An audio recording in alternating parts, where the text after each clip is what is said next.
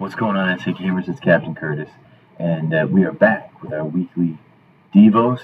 It's been a long time since we had a weekly Devo, and I apologize for that, but we're going to get back into it. We're going to have these every week, and I'm excited. I'm excited to be back. I'm excited to see all the changes that are happening with SA Gaming, and I'm excited that we get to share a little bit about God, Jesus, and ourselves as we dive into these weekly Devos.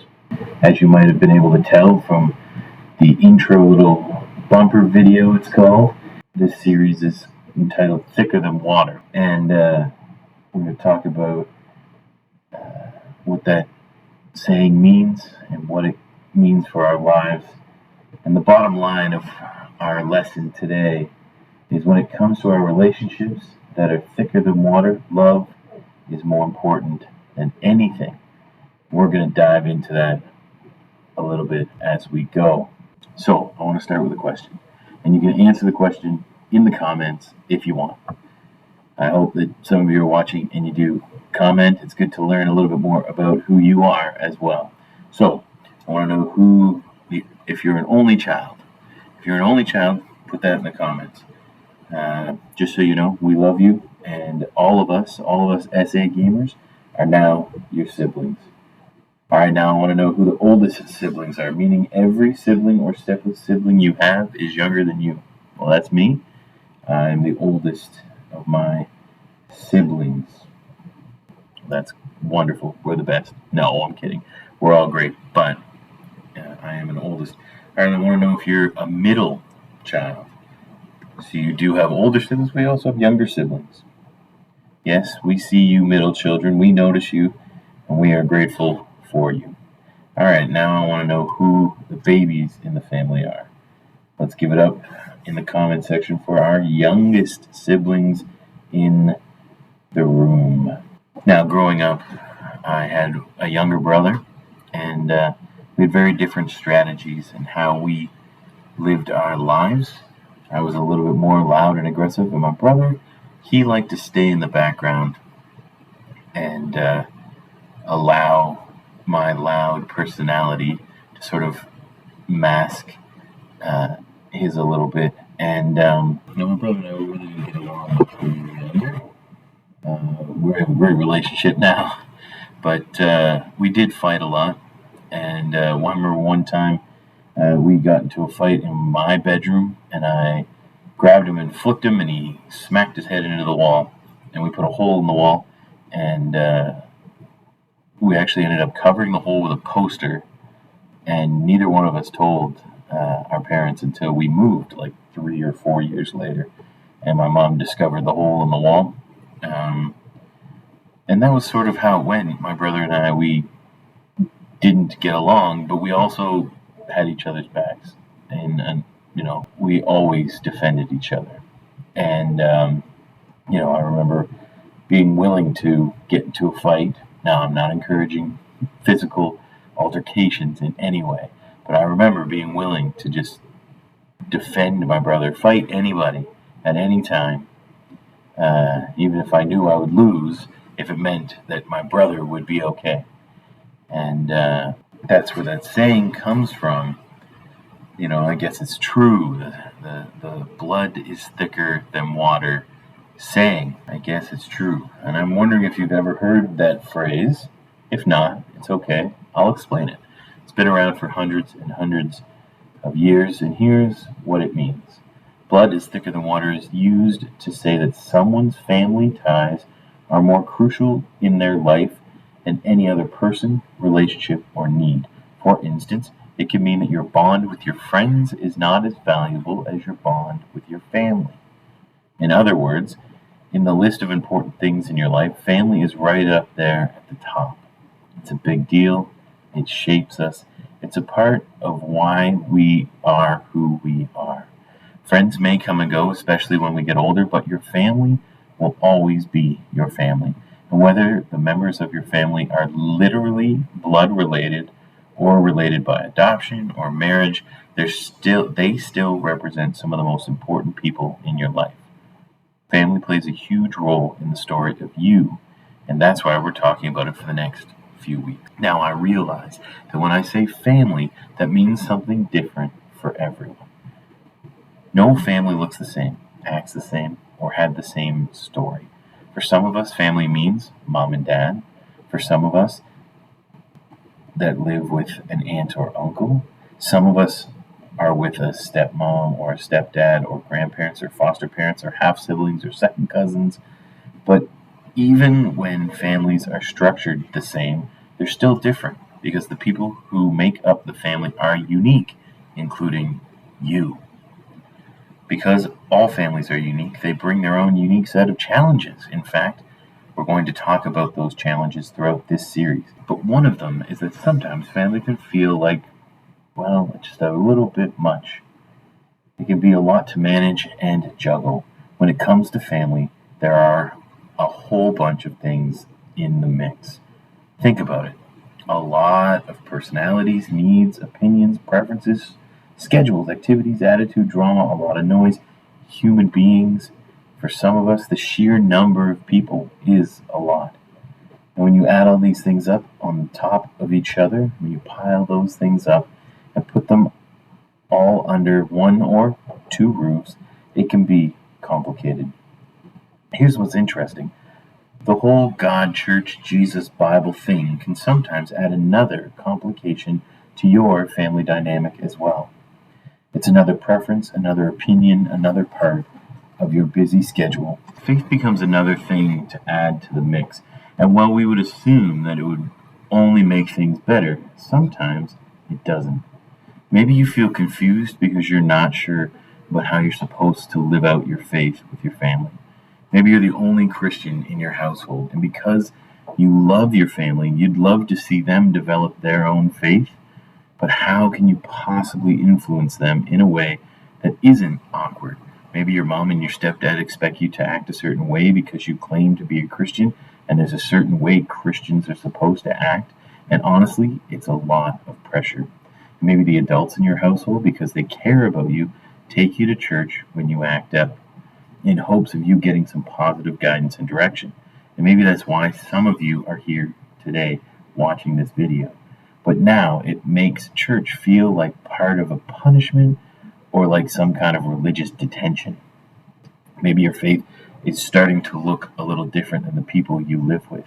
You don't want to offend anyone by disagreeing, but the truth is you don't see eye to eye with them on every respect of faith, and that creates tension. Maybe faith has been part of your family for a while, but when you look at your family, you're not really sure it's working. Faith is talked about, prayers are prayed, church is attended, but the arguments and the tension aren't solved. Or maybe both of your parents claim to have faith, but how come they're now divorced or separated? You love the people you live with, or at least like them sometimes, but it doesn't seem like faith is solving any of your complicated issues. For a lot of us, it feels like faith is one part of the mix and family is the other. They're totally separate and they can't help or change each other.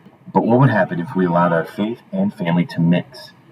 Well, I think this entire series could be a game changer on the way that you interact with your family forever. The first 4 books of the New Testament are called the Gospels. They are the accounts of Jesus' life when he lived among us. One of those Gospels is the book of John, written by one of Jesus' closest friends. In the section we are looking at today, John records how Jesus and his disciples were sharing an important meal together. It was the Passover meal, which was a religious holiday. The disciples didn't know that this was going to be Jesus' final meal with them, but Jesus did. The disciples had spent years traveling with Jesus and living beside him. There's no doubt they felt more like family. Jesus understood that things were about to get extremely complicated and highly emotional for these guys. Their leader was about to be killed, and everything would change. John says this: "It was just before the Passover festival. Jesus knew that the hour had come for him to leave this world and go to the Father. Having loved his own who were in the world, he loved them to the end." It was John 13:1. Just like you love your complicated family, Jesus loved his disciples. They didn't do everything right, not by a long shot, but Jesus still loved them. Knowing his time with them was coming to an end, watch what he did next. Jesus knew that the Father had put all things under his power and that he had come from God and was returning to God. So he got up from the meal, took off his outer clothes, and wrapped a towel around his waist.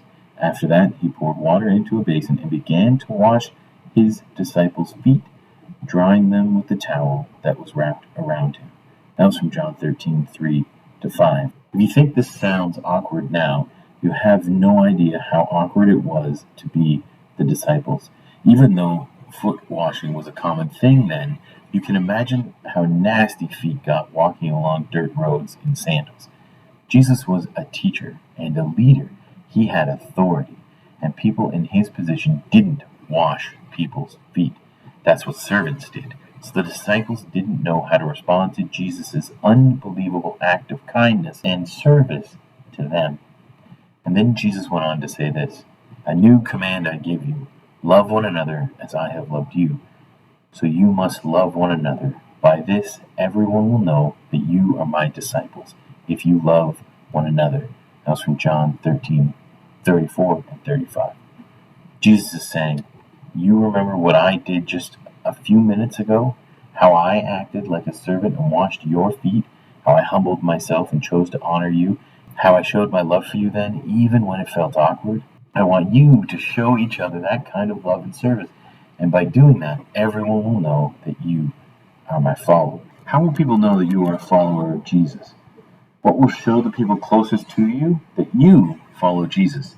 It's simple. The answer is love. The disciples had no idea how loving it was for Jesus to wash their feet. Jesus even knew that one of his disciples would betray him, and one of his closest friends, Peter, would deny even knowing him. Even knowing he would be hurt by them, Jesus still washed their feet.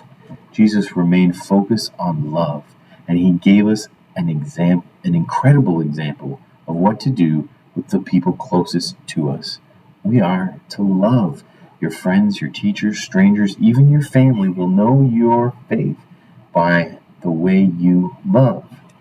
When you do something kind and no one says thank you, love. When your older brother or sister act like a jerk towards you, love. When you feel like your parents made a decision that was unfair, love. So what does it look like to love in the middle of complicated family situations?